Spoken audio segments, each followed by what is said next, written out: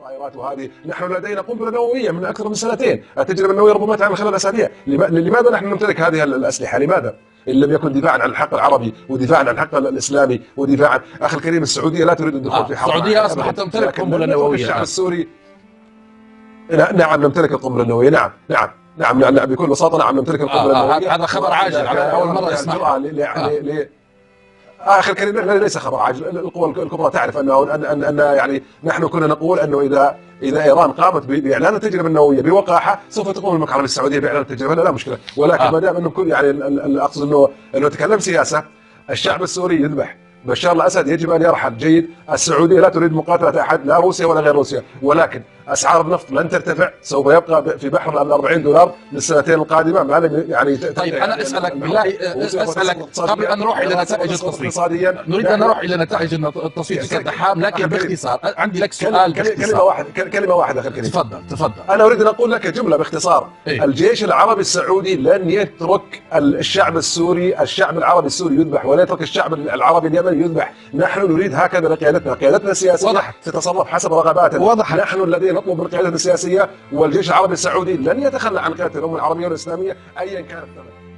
But Dwayne Claridge, founding director of the CIA's Counterterrorism Center, has some shocking things to say about what's really going on in the Middle East. Mr. Claridge, you're on the phone. Good to talk to you. Thank you very much for coming in. Now, the president says his Iranian deal will slow down a Middle East arms race, to which you say what?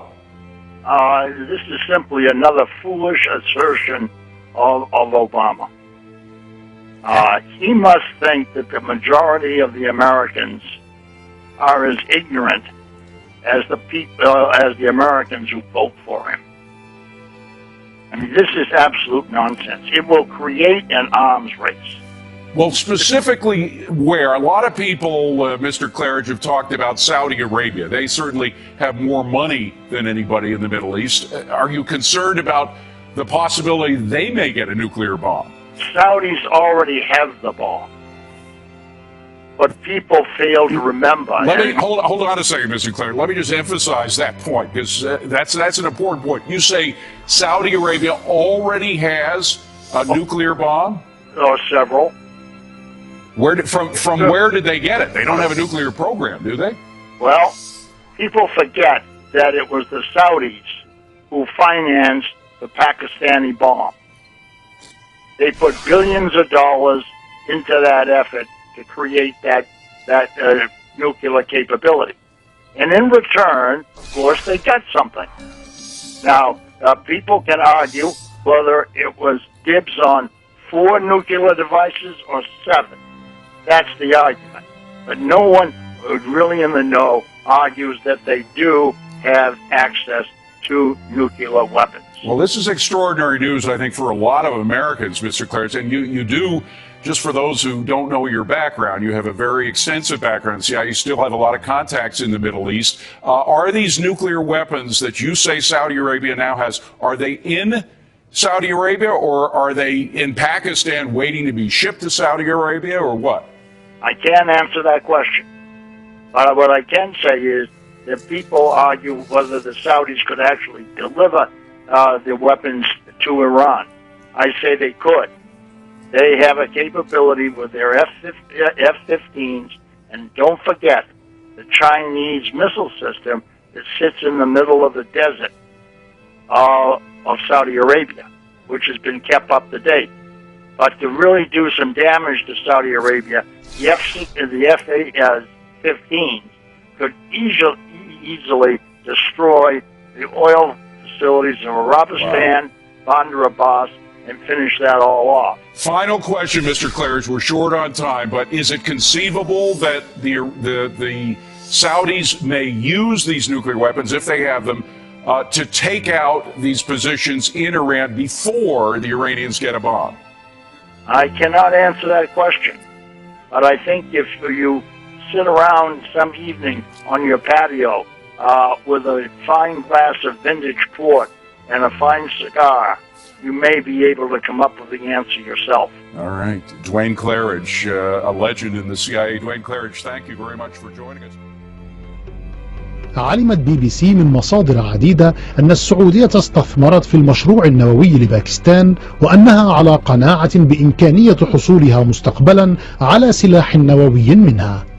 وبينما يبدو أن رغبة السعودية نابعة من محاولة التوازن النووي مع إيران، إلا أنه من المحتمل أن تكون السعودية أسرع من إيران في حيازة هذه الأسلحة.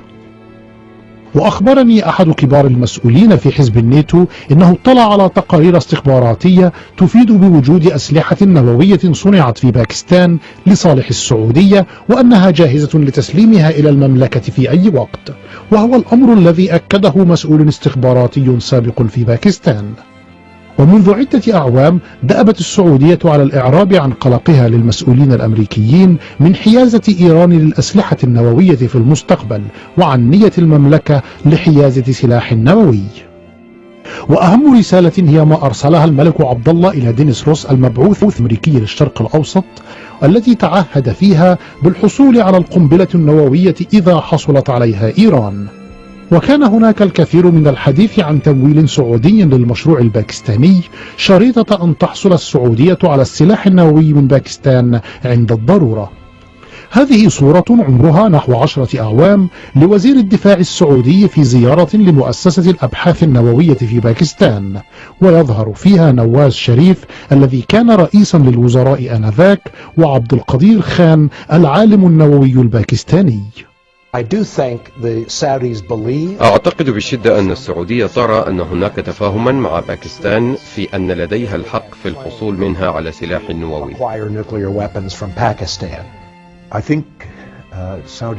أعتقد أن السعودية قد وصلت إلى حد من الإحباط الشديد من الولايات المتحدة، وأنها قد قررت أن وقت الغموض قد انقضى. وقد أظهرت السعودية في مسائل أخرى قدرتها على التصرف بطريقة تخالف المصالح الأمريكية والتعامل مع نتائج ذلك، كما يمكنها أن تعوض باكستان عما قد تخسره بسبب تقديم الأسلحة النووية لها. السعوديون قالوا أكثر من مرة إنهم لا يتخيلون مسألة وجود قنبلة شيعية فقط، لأنهم حماة الحرمين وقادة العالم العربي السني. وهناك مؤشرات أخرى قوية تتمثل في خطط الطوارئ السعودية الأخيرة، مثل إنشائها المزيد من منصات إطلاق الصواريخ العابرة للقارات الصينية الصنع. وقال رئيس سابق للاستخبارات العسكرية الإسرائيلية إنه بمجرد أن تحصل إيران على السلاح النووي ستقوم السعودية بشراء السلاح النووي فورا. السعوديون لن ينتظروا ولا شهرا واحدا، لقد دفعوا بالفعل الثمن، وسيحصلون من باكستان على ما يريدون، ثم ستتحرك كل القوى الكبرى في المنطقة مثل مصر وتركيا والعراق لتتحول إلى دول نووية.